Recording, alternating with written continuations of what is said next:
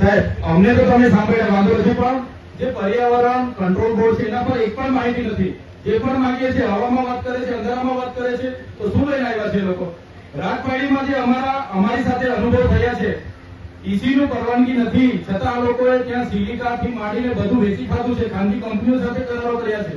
આ પ્રોજેક્ટમાં પણ રિલાયન્સ અને ટોરેન્ટો સાથે એમઓયુ થયા છે 8,999 કરોડ રૂપિયાનો. એટલે જ્યાં સુધી ગ્રામસભાની પરવાનગી નથી, અહીંના લોકોની પરવાનગી નથી અને આગળ બધા એમઓયુ થાય અને બારોબાર ઓફિસો બની જાય, બારોબાર જમીન સંપાદન ચાલુ થઈ જાય, કઈ રીતના ચાલશે?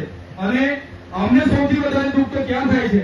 73 એની જમીનો, બંધારણ એવું કહે છે 73 એની જમીનો આદિવાસીઓની, બિન આદિવાસી કોઈ સંજોગોમાં નહીં લઈ શકે. કોની પરવાનગીથી આટલી બધી જમીનો 10 વર્ષ પહેલા બીજા લોકોએ બચાવી પાડી? આ લોકો ભૂમાફિયાઓ સામે કેમ તમે આટલા વર્ષ સુધી 73 ની જમીનો છીનવાઈ ગઈ, કેમ કોઈ કાર્યવાહી નથી થઈ? કાયદો કાનૂન તમે માનતા છો, કાયદા કાનૂન અમારા માટે એટલા જ નથી, બધા માટે છે. અમે તો સંવિધાન અને સંવાદથી જ વાત કરીએ છીએ.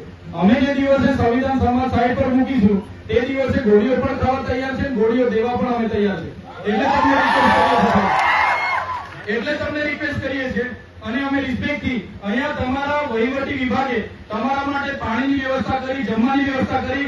અહીં પબ્લિક માટે નથી પાણીની વ્યવસ્થા, નથી જમવાની વ્યવસ્થા, બીજી કોઈ વ્યવસ્થા નથી.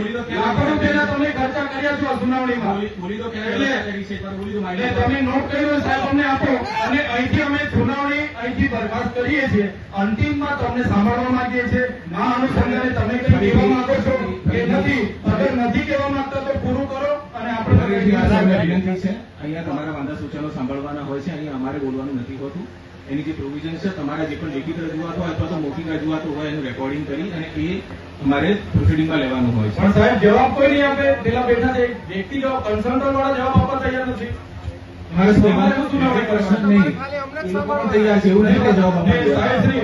એક સુરે ના મંજૂર કે છે, કોઈને મંજૂર નથી, એક પણ વ્યક્તિ મંજૂરીમાં સહમત નથી.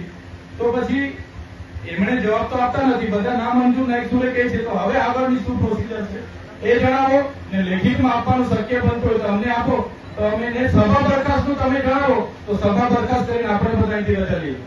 માન્ય અધ્યક્ષશ્રી, હવે સભાની કાર્યવાહી પૂર્ણ થયેલ છે એવું આપ જણાવો તો બધા અહીંથી વિદાય થાય. એટલે આપ એ સભાની કાર્યવાહી પૂર્ણ થઈ જાહેર કરીએ. જો હવે